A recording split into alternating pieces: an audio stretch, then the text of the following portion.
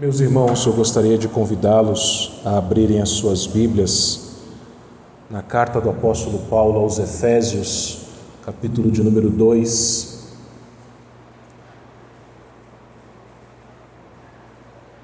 Efésios 2, e nós vamos ler do verso 1 até o verso 10. Efésios 2, de 1 a 10. Ele vos deu vida, estando vós mortos nos vossos delitos e pecados, nos quais andastes outrora, segundo o curso deste mundo, segundo o príncipe da potestade do ar, do espírito que agora atua nos filhos da desobediência, entre os quais também todos nós andamos outrora, segundo as inclinações da nossa carne, fazendo a vontade da carne e dos pensamentos, e éramos por natureza filhos da ira, como também os demais. Mas Deus, sendo rico em misericórdia, por causa do grande amor com que nos amou, e estando nós mortos em nossos delitos, nos deu vida juntamente com Cristo. Pela graça sois salvos. E juntamente com Ele nos ressuscitou e nos fez assentar nos lugares celestiais em Cristo Jesus, para mostrar nos séculos vindouros a suprema riqueza da sua graça, em bondade para conosco, em Cristo Jesus. Porque pela graça sois salvos, mediante a fé. Isto não vem de vós, é dom de Deus, não de obras, para que ninguém se glorie, pois somos feitura dele, criados em Cristo Jesus para boas obras, as quais Deus de antemão preparou para que andássemos nelas. Vamos orar.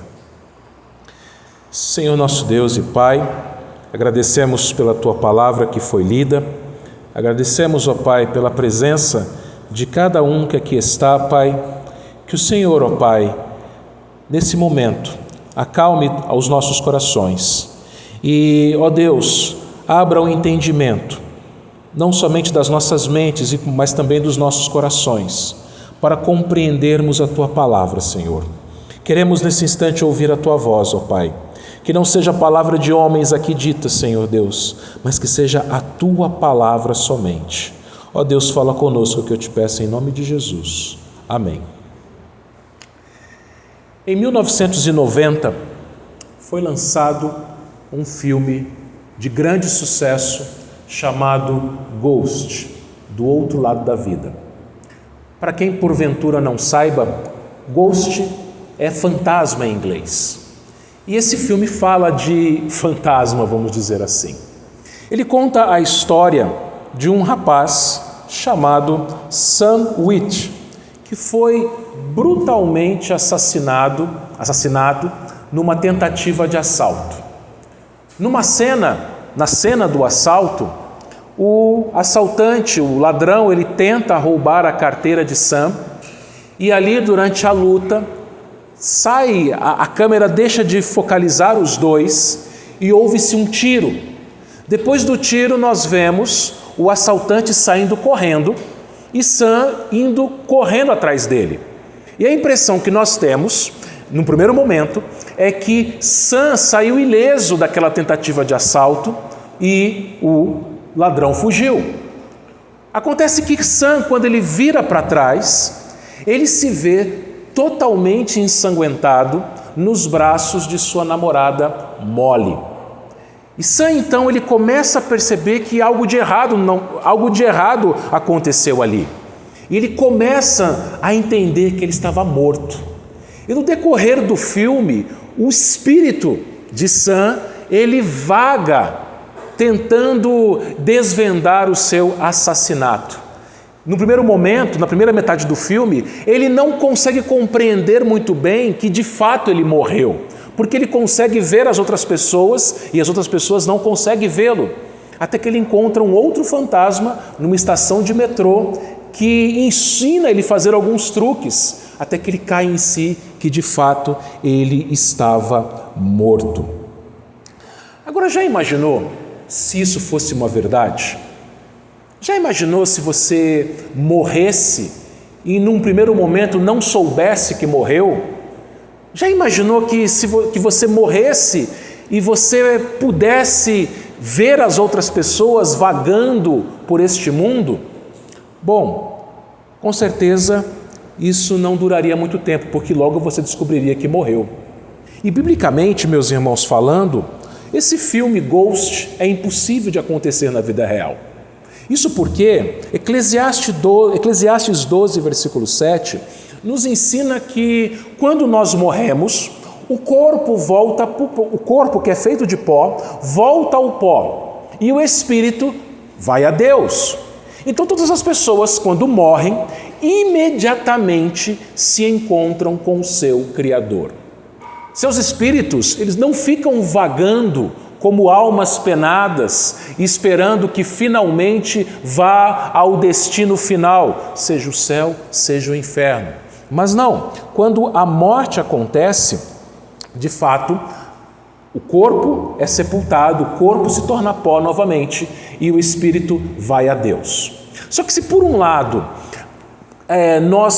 nunca acontecer conosco de morrermos fisicamente e não sabermos que morremos, porque quando nós morremos fisicamente, nós vamos saber, porque nós estaremos na presença de Deus, automaticamente, no mesmo instante, é possível biblicamente também que algumas pessoas, ou muitas pessoas, não saibam que estão mortas espiritualmente. São como, por exemplo, aquele personagem de um outro filme chamado Toy Story, que era o Buzz Lightyear, que ele se achava um patrulheiro do espaço. Até que o Woody, o cowboy, tem que gritar para ele: você é um brinquedo, você não é um patrulheiro espacial. E assim são muitas pessoas, irmãos. Elas acham que estão vivas, mas elas estão mortas, espiritualmente falando. Elas vivem suas vidas como se tivesse tudo muito bom, tudo muito bem, como se elas estivessem sem nenhuma preocupação com o seu estado eterno. Elas estão mortas, conforme nós vimos, nos seus delitos e pecados. Mas isso nós não vemos apenas fora da igreja, até mesmo na igreja.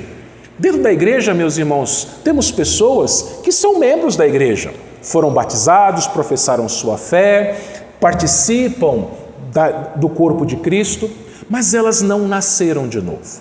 Elas permanecem mortas nos seus delitos e pecados. Elas acham que estão vivas, mas na verdade elas não estão vivas. São pessoas que não leem a Bíblia, que não oram, que não buscam santificação, que não conhecem Jesus. Elas pensam que estão vivas, mas na verdade elas estão mortas.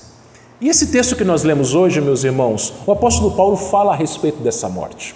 Fala que todos nós estávamos mortos nos nossos delitos e pecados, mortos espiritualmente. Mas ele também fala a respeito da vida.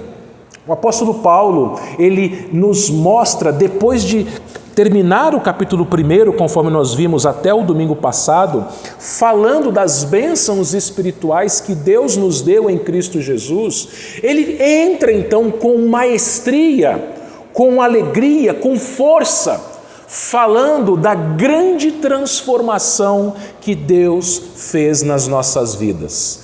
Pela graça nós fomos salvos. E Paulo aqui nesse texto, meus irmãos, ele divide em 3 partes. Primeiro, ele vai falar a respeito do nosso estado natural. Nós estávamos mortos. Em seguida, ele fala então daquilo que Deus fez por nós. Ele nos deu vida.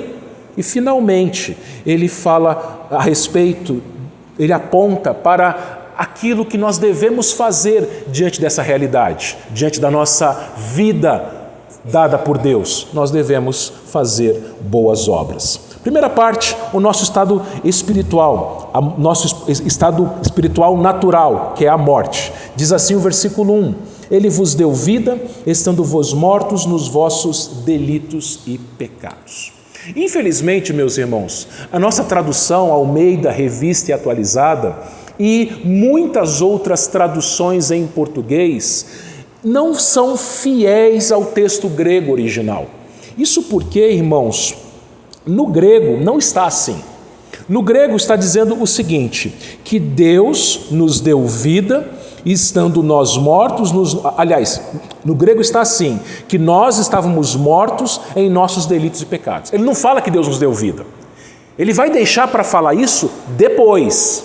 Mas ele começa falando o seguinte, vocês estavam mortos. Paulo começa dando as más notícias. Nós já aprendemos, meus irmãos, que a palavra evangelho significa boas novas, boas notícias. Mas nós aprendemos também que antes de darmos as boas notícias, é preciso dar as más notícias. E é isso que Paulo faz aqui nesse texto, é isso que ele fez lá na carta aos Romanos. Lá em Romanos, nos capítulos 1, 2 e 3, ele fala do estado natural do homem, que o homem é depravado, que o homem foi entregue por Deus aos seus próprios pecados. E a partir do final do capítulo 3 de Romanos, Paulo começa a falar da justificação pela fé. E aqui ele faz exatamente a mesma coisa. É por isso que os reformadores, eles ensinaram primeiro a depravação total, para depois falar da graça irresistível. Primeiro a gente precisa saber qual que é o nosso estado natural, para depois nós sabermos aquilo que Deus fez por nós. E a condição natural de todo homem é a mesma, a morte.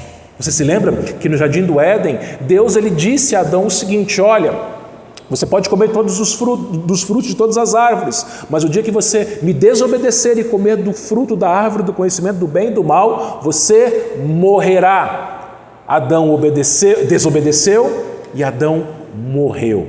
Não fisicamente no primeiro momento, mas espiritualmente. Ele foi expulso do jardim, ele foi expulso da presença do Senhor, ele ficou separado de Deus. É isso que morte significa na Bíblia.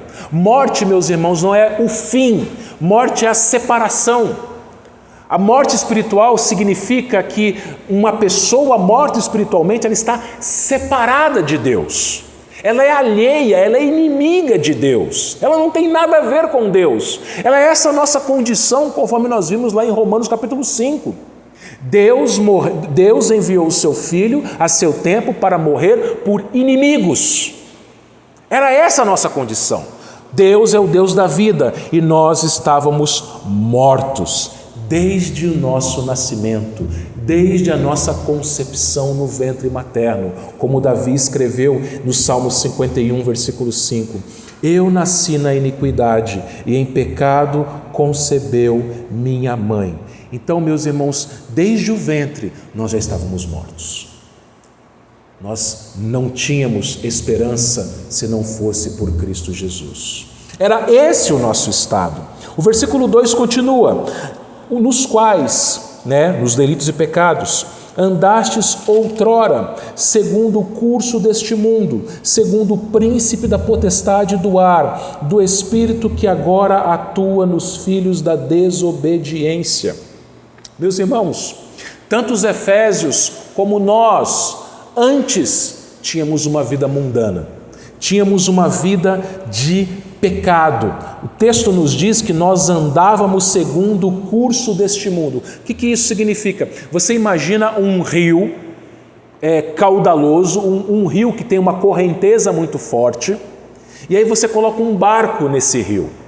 E você não precisa fazer força nenhuma para esse barco seguir o sentido da correnteza. Você não precisa colocar o motor nesse barco, você não precisa remar, é só apenas deixar ele solto ali, que a correnteza fará o trabalho de levar o barco para onde a correnteza quer. Assim estávamos nós, meus irmãos. Nós seguíamos o curso da correnteza desse mundo.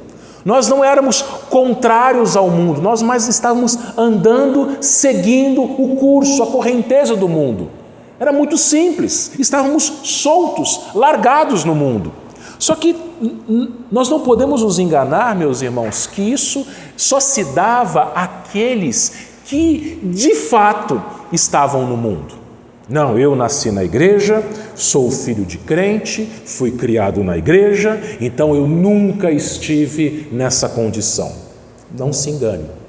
A igreja aos Efésios, a igreja de Éfeso, era uma igreja formada por dois tipos de pessoas, judeus e gentios. Os judeus, eles se achavam povo de Deus. Eles eram filhos de Abraão. Eles eram filhos da aliança. Eles tinham o Antigo Testamento, a lei de Moisés. Eles se achavam crentes porque eles nasceram dentro da igreja. Eles conheciam a Bíblia, mas eles não eram crentes de verdade. E o outro grupo eram os gentios. Quem eram os gentios? Os gentios eram os gregos. Eram pessoas de outras nações, pagãos, que sempre estiveram no mundo. Então, a igreja era formada por, resumindo, pessoas que já conheciam a Bíblia, que foram criadas num ambiente bíblico, num ambiente eclesiástico, num ambiente de pessoas crentes e pessoas que nunca conheceram esse ambiente. A nossa igreja é assim, todas as igrejas locais são assim. Nas igrejas locais o que nós temos? Temos pessoas que foram criadas na igreja, que são de família cristã, e temos pessoas que estavam no mundo, literalmente no mundo, estavam lá fora, perdidas, eram pagãos.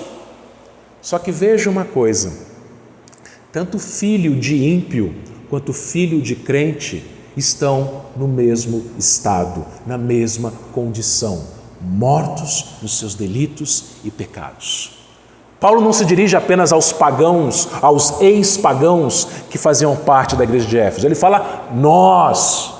Ele se inclui, os judeus também estavam ali naquele grupo, assim como todos nós. Não importa se você nasceu num berço cristão, evangélico, ou se você veio para a igreja mais tarde, na sua idade adulta. Todos estávamos na mesma condição. Nunca se esqueça de Esaú. Esaú era filho de pais crentes. Esaú foi criado na palavra de Deus.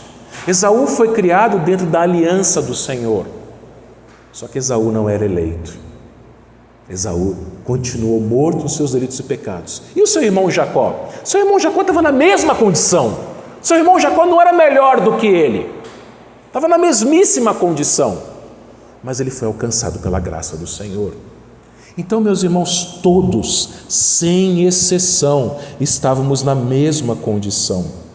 Por isso, irmãos, a importância fundamental de nós, pais, pregarmos o Evangelho para os nossos filhos. Quantos filhos de crentes estão desviados? Quantos filhos de crentes estão fora do caminho do Senhor? Nós precisamos ensinar isso para eles. Não pense que seu filho é um anjinho, porque ele não é. Ele é um pecadorzinho, filho de pecador. Eu tive um pastor que ele sempre falava isso, né? Filho de crente não é santinho, filho de crente é pecadorzinho. E é assim, nós nascemos mortos nos nossos delitos e pecados. Nós seguimos o príncipe da potestade do ar. Quem que é esse?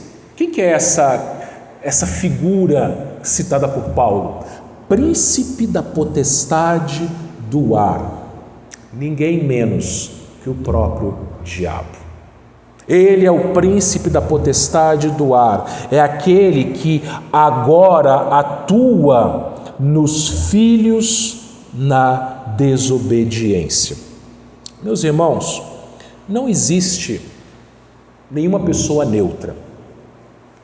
Ou se é filho de Deus, ou se é filho do diabo. Não tem ninguém que é neutro, nem um lado nem o outro. Não tem ninguém que está em cima do muro. Ou é filho de Deus, ou é filho do diabo. No capítulo 1, meus irmãos, aqui de Efésios, Paulo falou de uma das bênçãos espirituais, que é a adoção. Nós vimos isso hoje de manhã no nosso estudo da Confissão de Fé de Westminster. Nós somos adotados por Deus e por isso, em Cristo, nós chamamos Deus de Pai. Ele é o nosso Pai e nós somos seus filhos. Mas agora, Paulo fala de outros filhos, que são os filhos da desobediência. No início do sermão eu falei a respeito do Ghost filme. Agora eu vou falar a respeito de um outro Ghost, uma banda chamada Ghost. Não sei se alguém já ouviu falar dessa banda. Essa semana, nas minhas pesquisas, que eu encontrei essa banda, Ghost, uma banda sueca de heavy metal, de rock pesado. E Essa banda, ela se apresenta com uma aparência e com trajes e com uma maquiagem sombria. As letras dessa banda são letras que enaltecem a morte. Uma das músicas dessa banda tem o título He Is, em português, Ele é. E uma parte da música diz o seguinte, abro aspas, He Is, Ele é insurreição, que é rebelião, mesma coisa, rebelião. Ele é insurreição, rebelião. Ele é rancor. Ele é a força que me formou. Ele é a desobediência que nos une. Tobias Forge, o líder dessa banda e o autor dessa música, numa entrevista ele disse que desde a adolescência ele entregou a sua vida para o diabo. É uma banda que abertamente com as suas músicas adora Satanás. Abertamente. Esses são os filhos do diabo, meus irmãos. Olha como a letra é precisa. A desobediência nos une.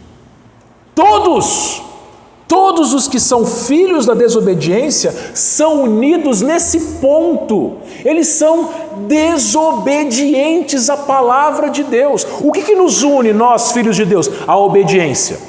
Nós somos obedientes. Nós seguimos a palavra de Deus. É a nossa única regra de fé e prática. É isso que marca e une a igreja. A obediência. Somos obedientes. E os que não são da igreja são filhos da desobediência. Sejam eles adoradores de Satanás, sejam eles pessoas moralmente corretas, como o nosso mundo está cheio. Pessoas certas, pessoas que cumprem seus deveres, pessoas que fazem tudo certinho, que pagam suas contas, que têm suas famílias, elas não adoram a Satanás, não que elas saibam. E como eu disse, às vezes até dentro da igreja, temos pessoas assim. Elas vão falar assim, não, mas eu não adoro a Satanás, eu adoro a Deus. Mas veja, quem adora a Satanás é um filho da desobediência.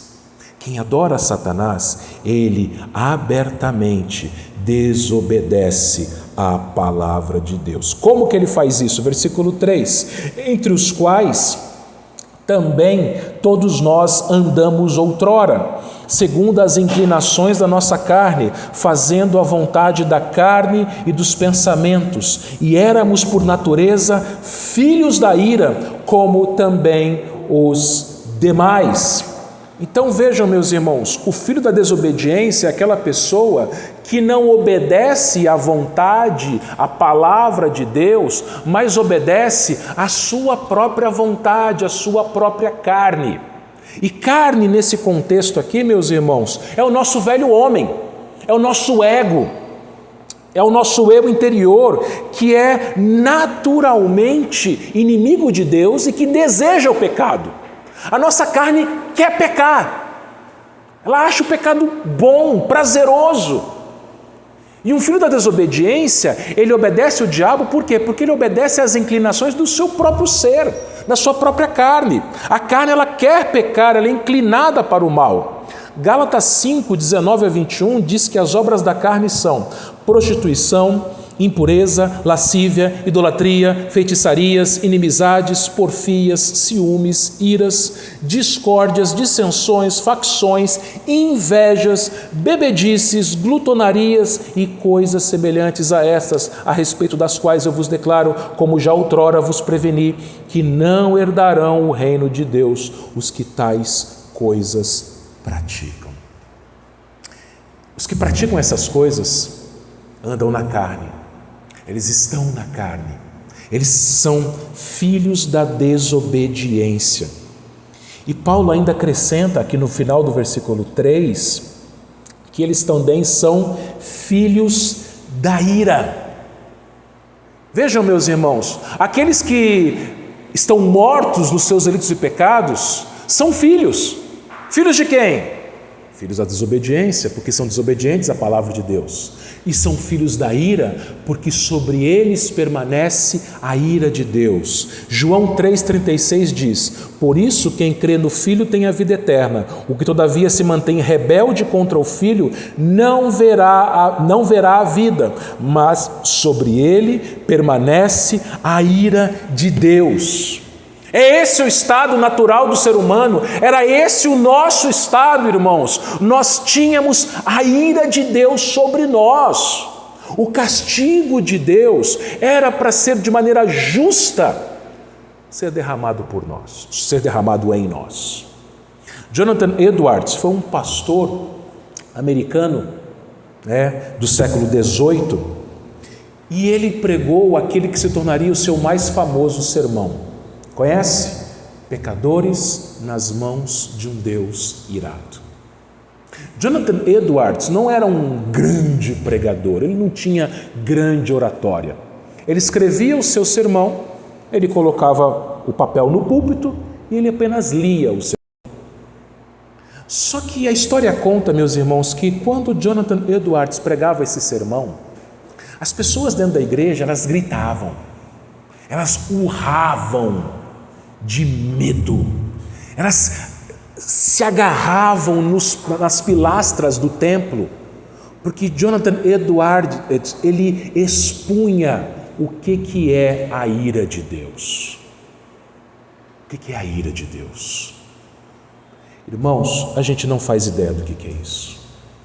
A ira de Deus é o inferno, a ira de Deus é o castigo eterno do Senhor Deus. Agora pensa uma coisa comigo, meus irmãos. Deus não é um Deus bonzinho. Deus não é um Deus The Chosen, bonzinho que passa pano para o pecado e passa a mão na cabeça do pecador. Deus é um Deus irado, irado. Sob aqueles que são filhos da ira, está a ira, pesa a mão irada do Senhor, meus irmãos. Isso é muito sério, e isso seria desesperador para nós, se não tivesse o versículo 4. Quem ouve isso e entende isso, o castigo eterno de Deus, a realidade do inferno, o peso da mão de Deus sobre pecadores. Quando uma pessoa entende que nada que ela faça de bom pode agradar a Deus, nada que ela faça de bom pode salvar a si mesma, nada que ela faça de bom possa livrá-la do inferno, da ira de Deus. Se pararmos por aqui, a reação será o desespero. A reação será o desespero. Estou perdido.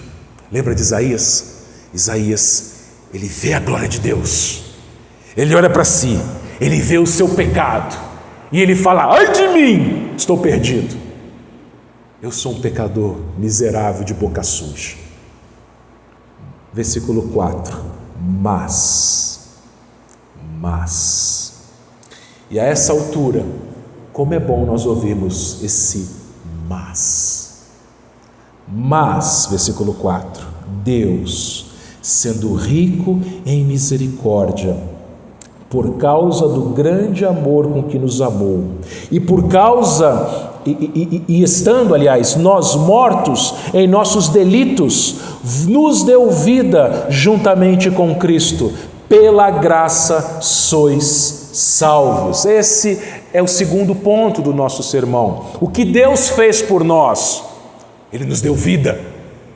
Louvado seja o nosso Deus, glórias sejam dadas ao nosso Senhor. Eu não sei como que um arminiano lê esse versículo e vai dormir em paz no seu travesseiro. Como assim? Deus me deu vida. Eu estava morto. Qual que era a minha situação e a sua situação? Deus, meus irmãos, não estava num barco e jogou uma boia para uma pessoa que estava se afogando, mas ainda viva. Não, Deus, ele mergulhou na profundeza do oceano do pecado e me encontrou morto no fundo do oceano. E ele me tirou de lá e ele me deu vida.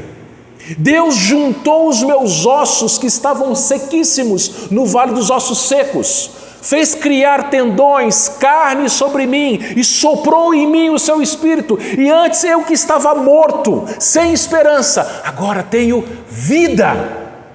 É isso que Deus fez conosco, meus irmãos. Ele fez, porque um morto não é capaz de fazer nada. Um morto não pode se salvar. Um morto não pode aceitar Jesus. Quem é ele para aceitar Jesus? Foi Jesus quem nos aceitou. Quem é um morto para dizer que é pela sua própria capacidade? Estávamos mortos e Deus nos deu vida. Você, meu irmão, você, minha irmã, você hoje está vivo. Não existe mais a morte na sua vida, não existe mais a perdição na sua vida, não existe mais a condenação, não existe mais a ira de Deus sobre você. A ira que era para você e para mim, Ele desvia na cruz.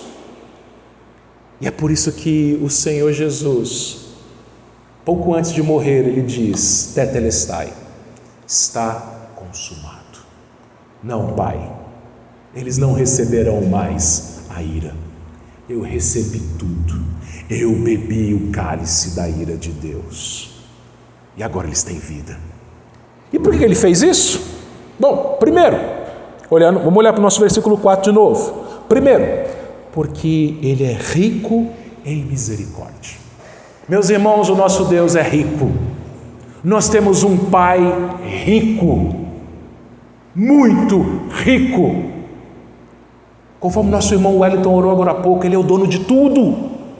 Só que, irmãos, Ele não é apenas o dono de todas as coisas materiais e de todo o dinheiro do mundo, como de fato Ele é. Mas a Bíblia fala que Ele é rico em misericórdia. Misericórdia. O que é misericórdia? Misericórdia, vamos lembrar, é quando Deus não nos dá aquilo que nós merecemos. O que você merece mesmo? O que eu mereço mesmo? É a ira, né? É a condenação, é o inferno. Pela misericórdia do Senhor, nós que éramos filhos da ira, fazíamos os desejos da nossa carne, éramos filhos da desobediência, agora temos vida, somos filhos de Deus, não receberemos, aliás, o castigo eterno do Senhor Deus. Ele é rico em misericórdia. Segundo, Deus, Ele nos deu vida porque foi grande o seu amor. Olha o versículo 4 novamente. Por causa do grande amor com que nos amou. Não é um amor pequeno, não é um amor pouca coisa. É grande o amor de Deus. Aquele que está morto em seus delitos e pecados não compreende o que é o amor. As pessoas sem Cristo, meus irmãos, pensam que amor é sentimento, amor é afeto, amor é atração física, amor é ato sexual. Só que amor não é essas coisas. As pessoas sem Cristo conhecem um amor, entre aspas, baseado na troca. Se eu sou amado, eu amo. Mas quem não me ama, eu não vou amar. Só que o amor de Deus é diferente. Romanos 5,8, que nós já lemos na liturgia, diz: mas Deus prova o seu próprio amor para conosco, pelo fato de ter Cristo morrido por nós, sendo nós ainda pecadores. O que eu e vocês tínhamos de bom para oferecer a Deus? Quando Deus olhou para nós, o que Ele viu? Gente bonita? Gente justa? Gente honrosa? Gente digna de Ele entregar o seu filho para morrer por eles? Não, nada disso. Quando Deus olhou para nós, Ele viu pecadores, Ele viu inimigos, Ele viu pessoas que deveriam com justiça receber a sua ira. Mas o que é o amor? O que é o amor? O amor, meus irmãos, é aquilo que Deus faz por nós, apesar de nós. Não havia nenhum mérito, não havia nada que agradasse a Deus em nós. Isso é amor, não é troca, não é barganha, mas é o fato de Deus, apesar de nós, ter entregue o seu Filho para morrer em nosso lugar. E por isso, a Bíblia vai nos ensinar também, meus irmãos, que esse amor não tem fim. 1 Coríntios 13, versículo 8 diz que o amor jamais acaba. E Romanos 8, 38 e 39 diz assim: porque eu estou bem certo que nem a morte, nem a vida, nem os anjos, nem os principados, nem as coisas do presente, nem do porvir, nem os poderes, nem a altura, nem a profundidade, nem qualquer outra criatura poderá separar-nos do amor de Deus que está em Cristo Jesus, nosso Senhor. Ele te amará para sempre, aconteça o que acontecer. Nada vai encerrar o amor dele por você. Nada vai minguar o amor dele por você. Nada. Até mesmo os seus pecados. Lembra da parábola do filho pródigo que a gente até mencionou hoje de manhã? O filho não deixou de ser filho. Mesmo quando o filho se afastou do pai. Mesmo quando o filho desobedeceu o pai. Mesmo quando o filho queria que o pai estivesse morto para ele receber a herança, e mesmo quando o filho volta para casa, miserável, falido, sujo, sem honra nenhuma, o pai corre e o abraça. Por isso, meus irmãos, mesmo quando cometemos os pecados mais terríveis, nós temos a alegria de humildemente nos colocarmos diante do nosso Pai e falar: Pai, me perdoa. E o Pai, Ele não nos acusa. O Pai não fala: você fez isso, olha, minha paciência está acabando com você. O Pai não faz isso. O Pai, mesmo que você cometa pecados, Ele te recebe de volta. Disciplina sim, como nós vimos de manhã. Ele vai te disciplinar, porque Ele é um pai que te ama. Ele não vai passar a mão na sua cabeça: que é isso, meu filho, deixa para lá, vamos colocar uma pedra nesse assunto. Não, Ele vai te disciplinar. Mas Ele te disciplina, Hebreus 12 nos ensina, porque Ele te ama, porque Ele quer te restaurar, Ele quer te ver mais santo, Ele quer te ver mais parecido com Cristo. E a terceira razão pela qual Deus nos deu vida foi a sua graça salvadora. Versículo 5: estando nós mortos nos nossos delitos, vos deu vida juntamente com Cristo, pela graça sois salvos. Ele nos deu vida, mais uma vez Paulo fala, e Paulo fala que foi juntamente com Cristo, e é pela graça. O que é graça? Se misericórdia é Deus não nos dar aquilo que nós merecemos, ou seja, o inferno, graça é o outro lado da moeda. Graça é Deus nos dar aquilo que nós não merecemos. A salvação, o céu, o próprio Jesus Cristo, meus irmãos. É por causa dele que nós temos vida, é pela sua graça. Sem Cristo nós estamos mortos. Sem Cristo não há vida. Sem Cristo nosso estado é estado de desespero. Sem Cristo eu e você não estaríamos aqui. Sem Cristo a gente não teria esperança. Sem Cristo a gente nem mesmo existiria. Mas Paulo continua no versículo 6. Juntamente com Ele nos ressuscitou, a primeira parte do versículo 6. Ele nos ressuscitou, meus irmãos. Ressuscitou com Cristo, juntamente com Ele. O Senhor Jesus Cristo ressuscitou dos mortos. A Bíblia fala que Ele é a primícia dos que dormem. e nós ressuscitaremos com Ele. 1 Tessalonicenses 4,16 fala assim: porquanto o Senhor mesmo, dada a sua palavra de ordem, ouvida a voz do arcanjo, ressoada a trombeta de Deus, descerá dos céus, e os mortos em Cristo ressuscitarão primeiro. Ou seja, nós já ressuscitamos espiritualmente falando, nós já estamos vivos espiritualmente falando, mas nós temos a esperança e a certeza de que essa carcaça velha aqui vai ressuscitar gloriosa. Não se preocupe em envelhecer.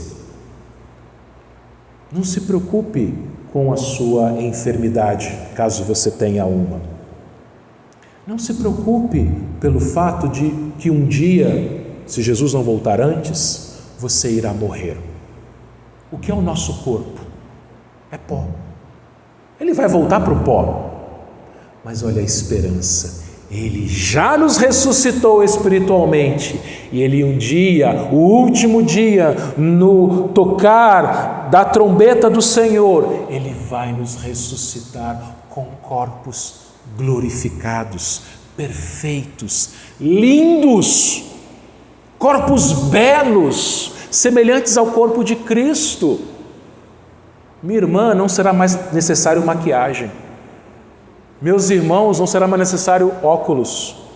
Não será mais necessário nenhum tratamento de beleza, porque nós seremos perfeitamente belos, como o nosso Senhor Jesus Cristo. Ele nos ressuscitou. Mas veja, o versículo 6 continua: e nos fez assentar nos lugares celestiais com Cristo, pela graça sois salvos. Além de Deus mudar a nossa condição de mortos para vivos, Deus também mudou o nosso status de condenados à ira para herdeiros do reino. Deus já nos vê, meus irmãos, veja o versículo 6. Deus já nos vê assentados nos lugares celestiais. Esse verbo assentados na língua grega significa sentar-se junto.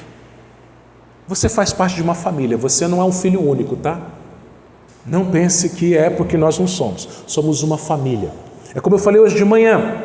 Os nossos relacionamentos humanos aqui nesta terra se acabam com a morte, mas o nosso relacionamento fraterno de irmãos em Cristo, ele é eterno, ele não acaba com a morte, ele continua após a morte. E nós, pelo fato de sermos filhos de Deus, nós somos co-herdeiros com Cristo, nós vamos nos assentar com Cristo. E aqui, meus irmãos, Paulo, ele fala o verbo aqui no presente, ele no passado, ele nos fez assentar, é ato consumado, ou seja, Deus ele olha para você, como eu falei hoje de manhã para uma das irmãs aqui, Deus ele olha para você e já te vê no trono. Deus ele não está preso à história. Nós olhamos para nós e vemos filhos de Deus, só que ainda pecadores. É o já, ainda não. Deus já te vê no lugar celestial com Cristo, já te vê sentado à mesa com Ele, no trono com Ele. Ele já te vê lá porque você já está lá. Mas ainda precisa ter o tempo. O tempo precisa cumprir o seu papel. Mas nós já estamos lá. Como é que o arminiano lê isso, hein? Salvação não se perde, meu filho. Você já está lá. Aos olhos de Deus, você não precisa caminhar para chegar lá. Aos olhos de Deus, a história está completa, porque Ele é o autor da história. Você já está lá. Ele já cumpriu. E é uma questão de tempo para isso ser uma realidade na vida da gente, em Cristo Jesus. E tudo isso tem como finalidade última o que está no versículo 7. Para mostrar nos séculos vindouros a suprema riqueza da sua graça em bondade para conosco em Cristo Jesus. Deus ele é rico em misericórdia e Deus também ele é rico em graça. E Ele quer mostrar isso.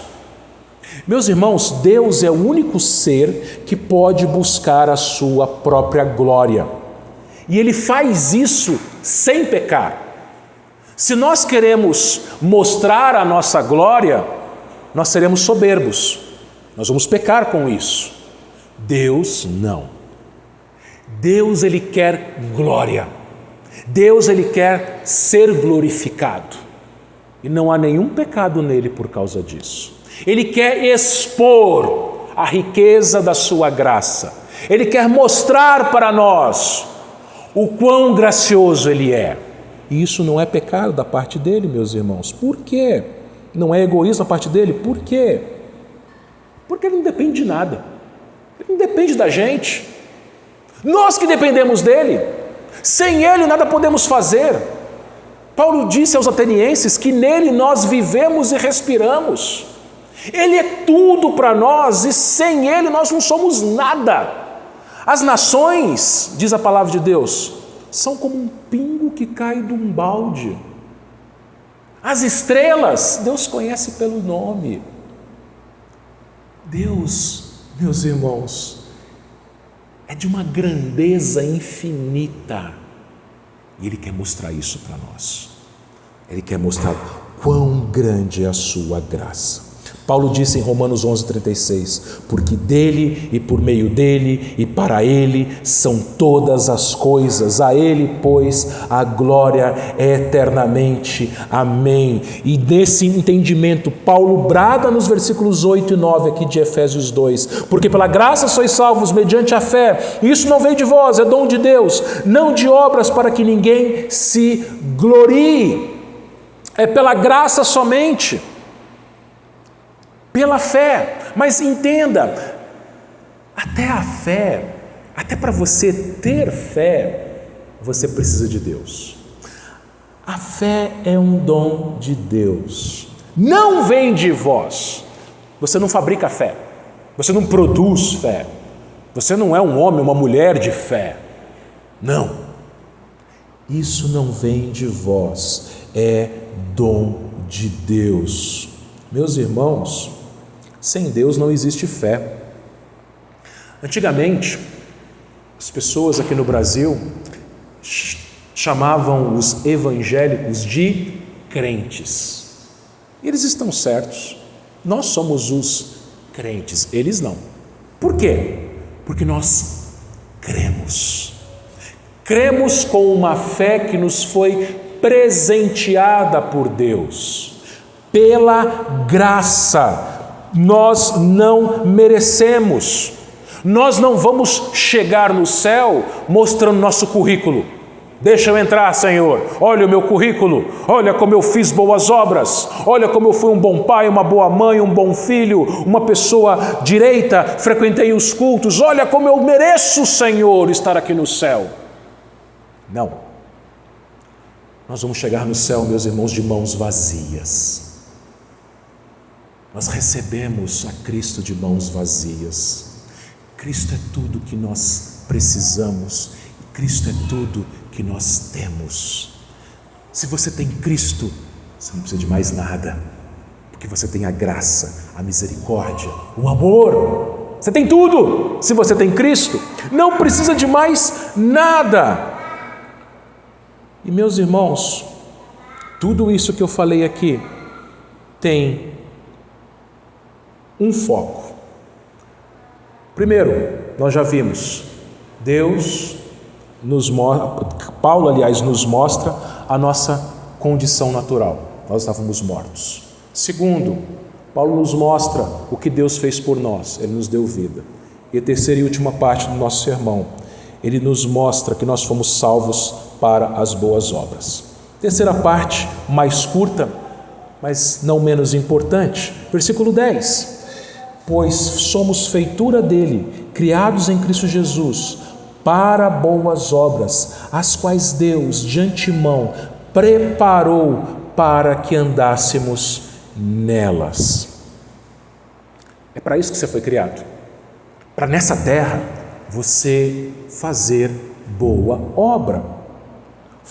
pois somos feitura dele, criados em Cristo Jesus. Ou seja, você foi feito uma nova criatura, você agora é vivo. Para quê? Para cruzar os braços e esperar o céu chegar? Não.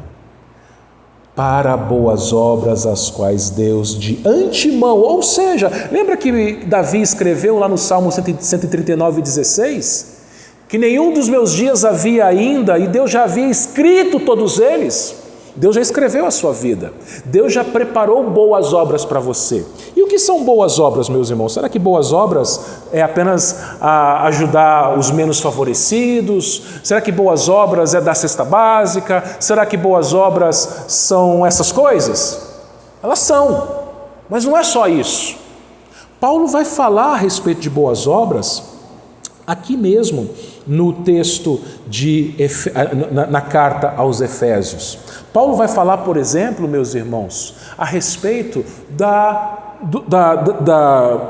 nossa condição lá no capítulo 4. A nossa língua tem que ser santa. Nós não devemos falar mentira, mas falar a verdade.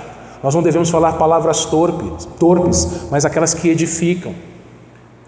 As nossas emoções precisam ser santas. Irar e não pecar. Não se põe o sol sobre a vossa ira. No capítulo 5 e 6, ele vai falar que nossos relacionamentos precisam ser santos. Você é marido, ame a sua esposa, como Cristo amou a igreja. Você é esposa, seja submissa ao seu marido, como Cristo ao Pai. Você é pai, não provoque o seu filho a ira, mas eduque-o, corrija-o na palavra de Deus. Você é filho, obedeça ao Senhor. Você é empregado, sirva ao seu patrão, seja obediente ao seu patrão, seja o melhor empregado que você puder. Você é patrão, trate com dignidade o seu empregado. Resumindo, boa obra é você fazer o melhor com aquilo que Deus colocou na sua mão. Faça o melhor para Deus. Isso é boa obra. Então, se eu sou um cristão, se eu estava morto e agora eu vivo para Deus, eu vou fazer o melhor para Ele. Eu vou glorificar a Ele, na condição onde Ele me colocou, naquilo que Ele deu para eu fazer, eu vou fazer o melhor. Isso são boas obras para a glória dEle. Eu encerro fazendo algumas perguntas. Lembre-se que não são apenas os que estão lá fora, os que estão fora da igreja, que estão mortos nos seus delitos e pecados. É possível pessoas dentro da igreja ainda estarem nessa condição. Faça uma análise. Será que você tem vivido uma vida de desobediência à palavra de Deus? Será que você tem feito a sua própria vontade, a vontade da sua carne? Será que você, sem saber, tem sido desobediente a Deus e obediente ao próprio diabo, sendo um filho da desobediência? Será que você está nessa condição ainda? Lembre-se, meu irmão, o batismo não salva. Responder perguntas na profissão de fé não salva. Ter o seu nome registrado no hall de membros de uma igreja não salva. A salvação é pela graça, mediante a fé. E você que já está nessa condição, vivo, você creu no Senhor Jesus Cristo, então viva para Ele. Faça o melhor para Ele. Cumpra aquilo que Ele colocou nas suas mãos com excelência, boas obras, excelência. Faça o melhor para Ele, porque só Ele merece a glória, meus irmãos. Só Ele merece o louvor. É para Ele que nós vivemos, para a glória dEle. Que Ele nos abençoe, irmãos. Amém.